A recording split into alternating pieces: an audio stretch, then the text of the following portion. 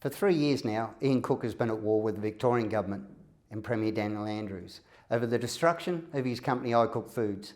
Sludgate, as the scandal is now known, has been written into Victorian and Australian political folklore. But the iCook Foods and Andrews battle took another twist today with the announcement by Ian Crook to run as an independent in the upcoming Victorian state election and to take on Daniel Andrews in the seat of Mulgrave. So we need to ask, will it be Cook or the Crook, as their campaign slogan suggests? And Ian Crook joins us exclusively today.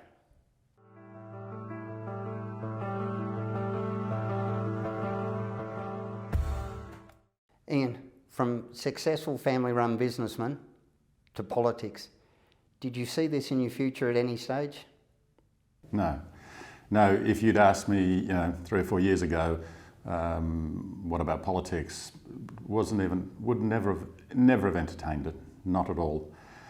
But a few weeks ago, I sat down with my wife and we were discussing what was happening, the corruption here in Victoria, the corruption that we've experienced firsthand.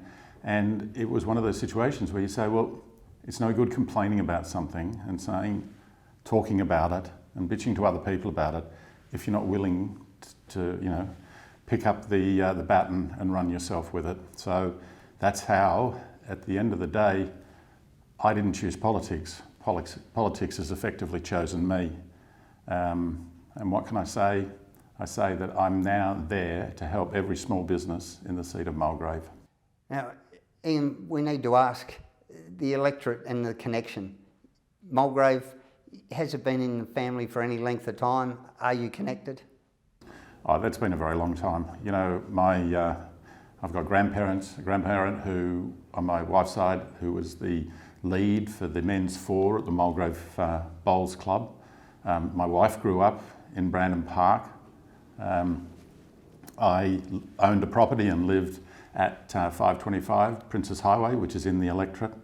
It was the starting of Community Chef and the need to put money back into the business when they took, with government money, when they took business office in the first place.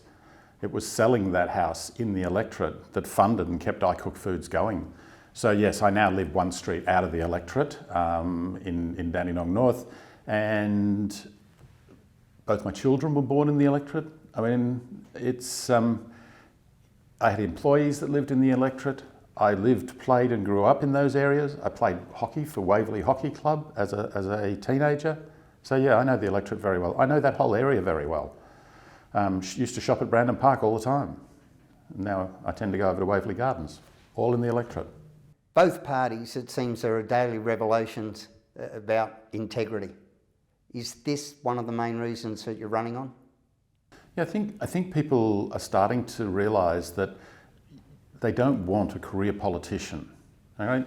When you're making laws for a country, for a state, you want them to be balanced, and they need to be balanced on the real world. So what you need in Parliament are people who've had real world experience, who represent the people of their electorate properly.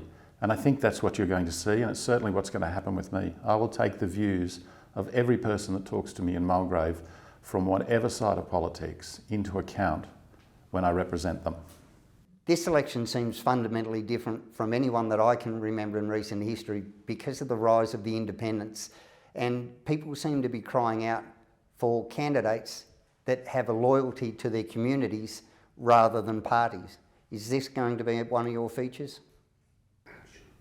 It seems it's a daily basis at the moment with both of the majors with integrity issues coming up. You've had first-hand experience of some pretty damning integrity issues through the Andrews government. How will you change things?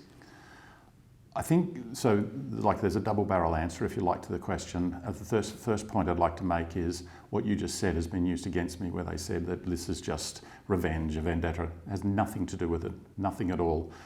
I am just uniquely placed to be able to show the people of Mulgrave the actual documentary evidence of the corruption that destroyed 41 jobs and put a profoundly deaf girl on, literally out on the street. So that's what's important now, is that we stop that corruption, and that's what I will be doing. And whether it's private members' bills, however we do it, If we're lucky and we got a balance of power, we can guarantee it. But we have to stop that corruption. If that corruption keeps growing at the rate it is now, it will forever damage the democracy here in Victoria. The legacy that we will be leaving our children and grandchildren will be devastating. In the federal election, we saw the rise of the Teals that were touted as independents and ran under a collective umbrella. How do we make sure that genuine independence are what people are going to get with this election? Absolutely. I can work with anyone. Running a business, I learnt to listen and to work with a whole bunch of different views. That's just not an issue.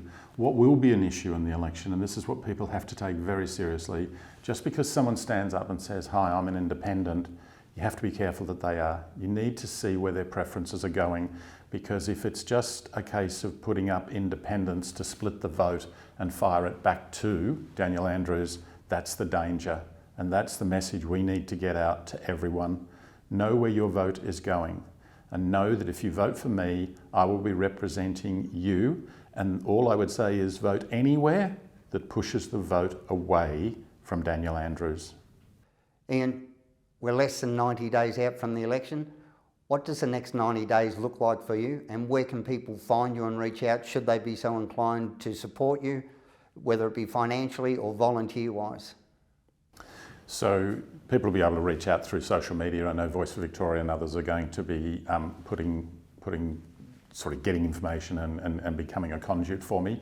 Also, we will have a website up by the end of this week. That website will give you the opportunity to donate to help us fund the campaign. It will give you an opportunity to say whether you can help, because we will need a little army of people to help us, particularly on polling day. And before that, if people are inclined, I'm very happy for them to help me hand out brochures, talk to people, that sort of thing. So there's lots of jobs that we can do, and I'm very happy for the support.